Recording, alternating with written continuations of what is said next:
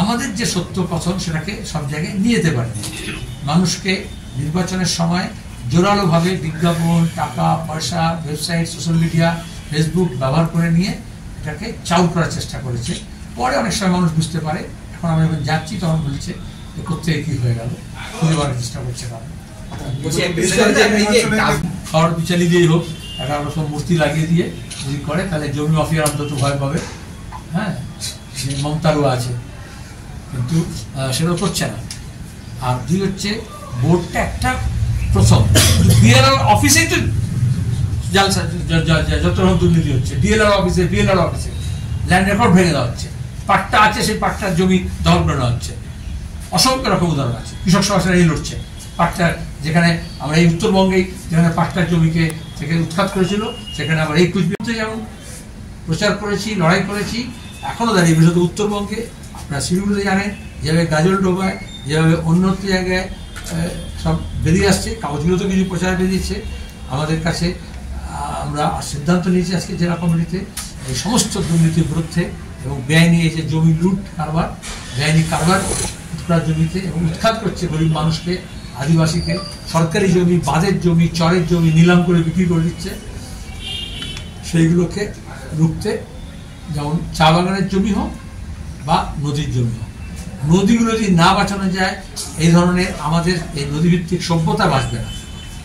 যেভাবে বালি খাদান হচ্ছে, যেভাবে বালি পাথর তুলছে, তাতে দাঁড়িয়ে যে কোনো সময় ফ্ল্যাশ ফ্লাড হয় এবং এই বন্যায় নদী ধারণের ক্ষমতাগুলো কমে যাচ্ছে, যেভাবে মাইনিং হচ্ছে আর বেশি করে। আমরা মনে করছি এসব নিয়ে, পরিবেশ নিয়ে আমাদের লড়াইটাকে আরো জোরদার করতে হবে, সিদ্ধান্ত আমাদের হয়েছে। বাকি আপনাদের কোনো প্রশ্ন থাকবে? কবে থেকে শুরু করছেন এই আন্দোলন নতুন করে? জেলা সেক্রেটারি আছে, বলবে, ইতিমধ্যে কর্মসূচি গ্রহণ করেছে। বিভিন্ন জেলাতে তো আপনি লাগাতার বৈঠক করে যাচ্ছেন এবং লোক হাসানো এখন হচ্ছে লোক দেখানো। মুখ্যমন্ত্রী এমন বললেন যেন আর তুই দুর্নীতি পছন্দ করো, ভালো হয়ে যাও, বিবেকবান হয়ে যাও, বৃত্ত নয়।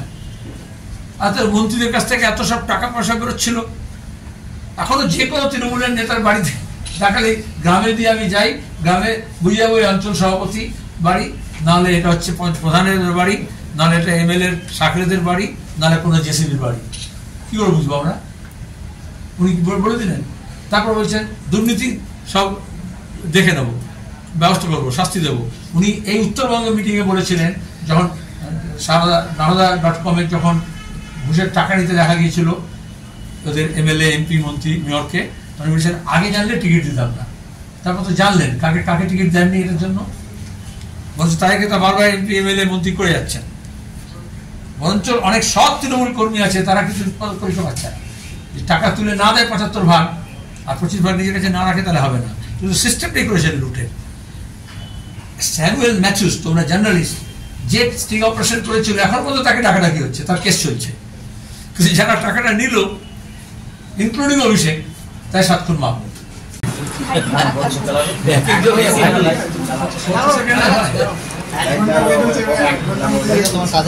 ওরা সেটা দিয়ে দিচ্ছেন।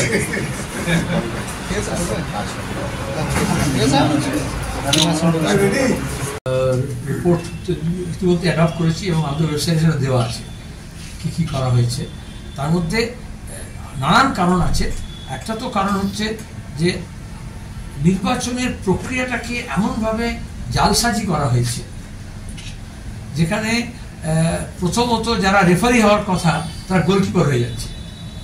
পুলিশ বলো, নির্বাচন কমিশন বলো, নির্বাচন কর্মী বলো, কাউন্টিং এজেন্ট বলো, কাউন্টিং স্টাফ বলো, এমনভাবে সাজানো হচ্ছে, একটা মেকানাইজেশন, এমন মেশিনেশন তৈরি করা হচ্ছে। 2, ভয় ভীতি, মানুষকে ভয় দেখানো হচ্ছে, আমাদের সরকার আছে, ভোটের পরে যা হবে আমরা দেখে নেব।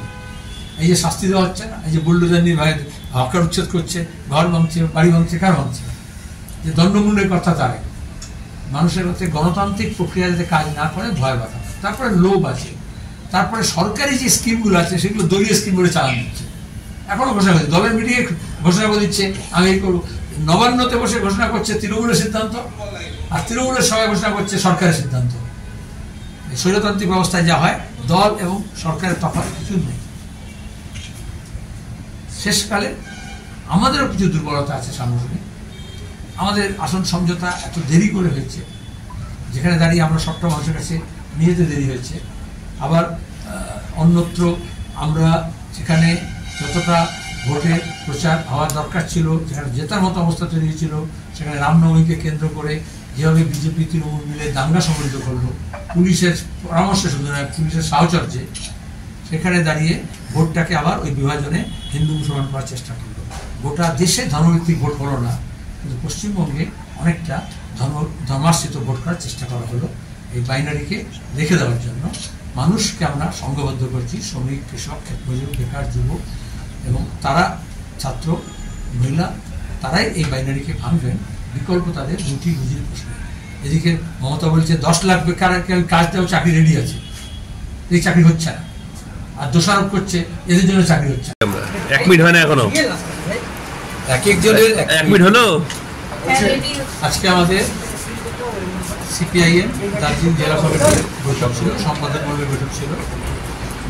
এটা সিরিজ গোটা রাজ্য জুড়ে বিভিন্ন স্তরে আমাদের পার্টিতে নির্বাচনী পর্যালোচনা নিয়ে এবং এই সময় যে সমস্ত চ্যালেঞ্জ সামনে চলে এসছে, ইস্যুসগুলো আছে, সেগুলো নিয়ে লড়াই সংগ্রাম এবং সংগঠনে কীভাবে এগিয়ে দিয়ে যাবে তার ব্যাপারে সিদ্ধান্ত করা হচ্ছে। আগামী 23, 24, 25শে আগস্ট কল্যাণীতে আমরা আমাদের বর্ধিত রাজ্য কমিটির অধিবেশন করব। সেখানেই আমাদের নির্বাচনী পর্যালোচনা আমরা পূর্ণাঙ্গ রূপে গ্রহণ করব। সব মতামত একেবারে নিচু তলা থেকে নিয়ে আমাদের সমর্থক, দরদি, এমনকি আমাদের যারা বাইরে আছেন এই বৃত্তটা কিন্তু বড় করে তাদের কাছ থেকে আমরা নানা রকমের পরামর্শ, সাহায্য পাচ্ছি, মতামত দিচ্ছেন, সেগুলোকে সন্নিবিষ্ট করে আমরা আমাদের ফাইনাল করব। কারণ এই নির্বাচনে আমরা যে ফল আশা করেছিলাম সেটা আশানুরূপ হয়নি। সেটা গত কয়েকটা নির্বাচন যাবতীয় আমরা দেখছি। কিন্তু ধাপে ধাপে আমাদের আন্দোলন, সংগ্রাম, সংগঠন যেরকম বাড়ছে, সেবার আমাদের কিছু সমর্থন কিছুটা বাড়ছে। কিন্তু বিজেপি এবং তৃণমূল এ রাজ্যে যেভাবে ধর্ম, ধর্মীয় উৎসব, ধর্মীয় পোশাক, খাদ্য, তিথি, নানান রকমের কায়দা ব্যবহার করে নিয়ে প্রত্যেকটা ঘটনাকে, সে দুর্নীতি হোক, মস্তানি হোক, লুট হোক, ধর্ষণ হোক, চুরি হোক, সেটাকে রাজনৈতিক, অর্থনৈতিক, সামাজিক দিক থেকে না দেখে তাকে একটা ধর্মীয় পোশাকে হাজির করার চেষ্টা করছে। আর তারা মনে করছে ওটা দিয়ে বোধহয় তাদের যে সমর্থক মণ্ডলী আছে সেটাকে ধরে রাখার চেষ্টা করে। কিন্তু আমরা দেখেছি অযোধ্যা নির্বাচনে, এই লোকসভা নির্বাচনে অযোধ্যায়, বেনারসে, প্রয়াগরাজে, উত্তরপ্রদেশের মতো জায়গায় যেখানে বুলডোজার দিয়ে ভয় দেখিয়ে বা ধর্মের একেবারে উত্তুঙ্গ প্রচার এবং ব্যবহার করেও শেষ রক্ষা করতে পারেনি বিজেপি। এখানে মমতা ব্যানার্জি আরএসএস সঙ্গে থেকেই সেই করেছেন।